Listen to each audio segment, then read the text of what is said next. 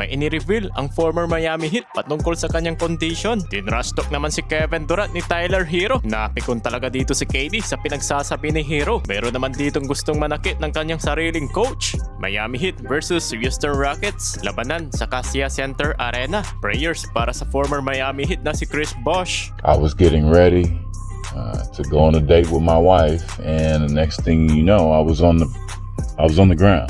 Bago natin yung pagpatuloy mga idol, first quarter, unang basket ng Miami Heat, driving layup ni Larson. Nagsunod-sunod naman ng field goals ng Rockets. Back-to-back basket si Amian Thompson at sinundan niya ng tres na Red Shepard, catch and shoot. And nice assist naman ni Şengün to Amian Thompson with a layup. Agad nakalaman ng 9 points ang Houston sa score na 11-2. Nanggaling pa rin kay Larson ang basket ng Miami, pero tiniraan siya ng harap-harapan ni Red Shepard mula sa top of the key. Tumawag ng timeout si Coach Eric Spo, 14-4. Mukhang magandang tinawag ng timeout ng Philem coach dahil nakapagtala ng 5 straight points si Davion Mitchell at sinundan pa yun ng tres ni Andrew Wiggins sa harap ni Şengün. First shot of the game naman ni Kevin Durant ng fadeaway jumper at first 3 points of the night ni Tyler Hero. Ang Rockets naman tumawag ng timeout. After ng timeout, palitan ng basket si Amian Thompson at ni Bam Adebayo para sa opensa ng Heat. First quarter pa lamang mga idol, nagka-trash talk na si Tyler Hero at ni Kevin Durant. Mukhang napikon si KD sa pinagsasabi ni Hero. Tinawagan sila ng double technical foul. Bumato naman ng tres si Kevin Durant sa harap ni Wiggins. Agad naman ditong kinounter ni Khalil Ware. Napabayan yung depensa ng Rockets. Nagkasagutan dyan si Emi Udoka at ni Tari Eason. Mukhang gustong manakit ng sariling coach. Hawkins off the window and shot clock's at 5.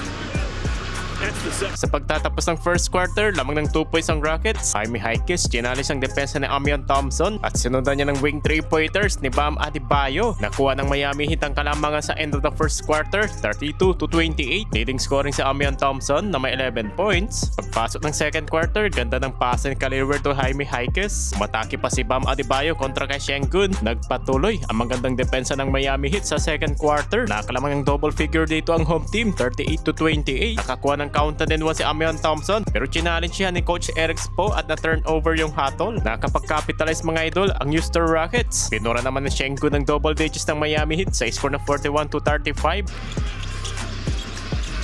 Wiggins in a row. So hard, takes so much energy. Look at the Samantalang sa Miami Heat, humiskor ng 5 straight points si Tyler Hero pero tinablay ng Red Shepard at ni Kevin Durant nang kumana sila ng back-to-back 3 points. Nakuha ng Rockets ang lead mga idol sa end of the first half, 52-51. Sa pagpasok ng third quarter, nakakapagpasapit naman si Bam Adebayo kay Şengün at sinundan niya ni Andrew Wiggins. Nakuha kaagad ng Miami Heat ang lead. Wiggins get the assist to Hero alive.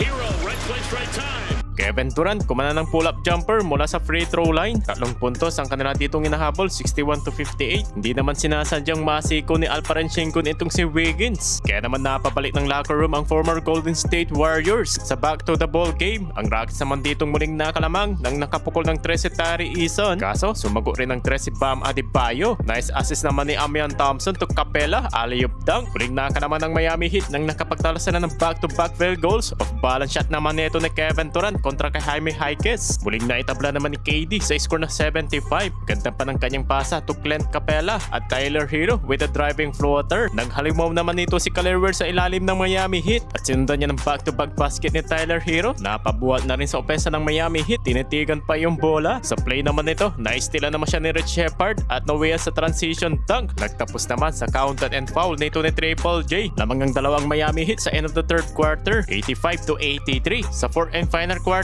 tinabla naman Şengün ng kanyang spin cycle at panimulang opensa naman ng Miami Heat. Alley-oop dunk ni Khalil Ware at volleyball pass si Jaime Jaquez kay Uncle Jeff. Dinodomina ng Miami Heat ang opensa dito sa fourth quarter without Kevin Durant. Pero buti na lang, nakabawi naman dito ang Rockets. Muli nilang naidikit ang laban. Eto, perfect pass ni Andrew Wiggins to Khalil Ware, alley-oop dunk. Nagkawala naman dito ang depensa ng Rockets. Napabayaan si Larson, 3-pointers. Tinan nyo naman nito mga idol, parang binabastos naman dito si KD. Napabuhat na si Kevin Durant para sa opensa ng ng Rockets ng back-to-back field goals with total of 26 points ang future Hall of Famer na stiff off by Eason. Hindi naman dinepensa ng maayos nito na Şengün. Pasok ang 3 points ni Mitchell. Kevin Durant kumana ng turnaround fadeaway jumper. Bagsak ang defender. Dinodomina naman ni Kelly Oubre ang ilalim dahil walang big man ang Rockets. Mabilis naman nitong binato ni Şengün ng 2 points. And Andrew Wiggins in the transition. May kasama pa itong foul. 6 points lead para dito sa Miami Heat. Sa last 1 minute, natambakan sa double digits ang Rockets. Well, nakuha ng panalo ng Miami Heat. Sayang ang 32 points na Kevin Durant.